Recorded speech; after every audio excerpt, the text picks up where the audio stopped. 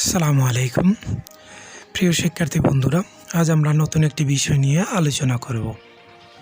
আলোচনার বিষয়বস্তু হচ্ছে would like to করতে চাই এটির ব্যবহার।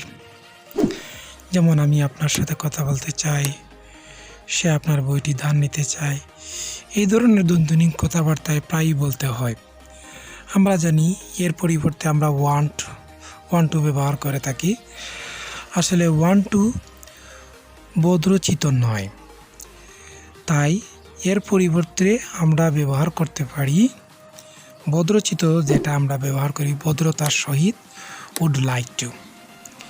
সো চলো দেখে নিই আজকের এর ব্যবহার।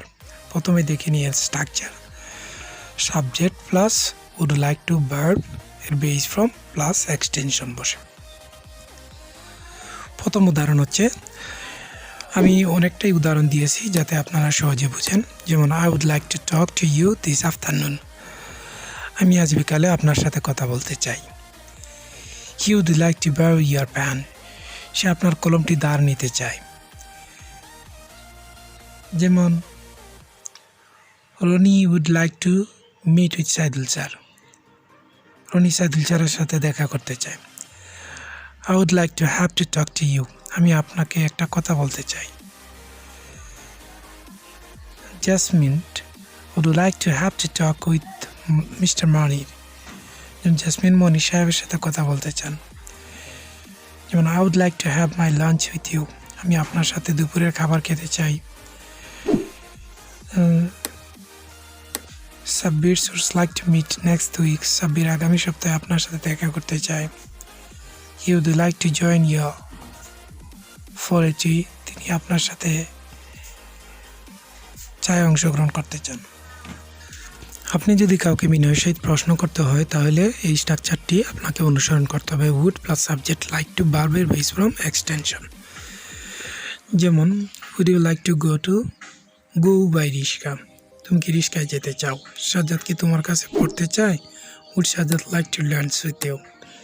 যেমন সাইদুল কি সোহাগের সাথে মসজিদে যেতে চায়, would Saidul like to go to mosque with Sohag. এখন আমরা যে তর্কমূলক বাক্য যেটা আছে সেটা যদি আমরা করতে চাই তাইলে এই স্ট্রাকচারটি অনুসরণ করতে হয়। Wouldn't plus subject plus like to ভার্বের base from extension note of interjection. যেমন আপনি কি আমার সাথে যেতে চান না, wouldn't you like to go with me, সে কি তোমার সাথে কথা বলতে চায় না, wouldn't you like to talk to you. Sabbir কি সোহাগের সাথে যেতে চায় না, wouldn't Sabbir like to go with Sohag.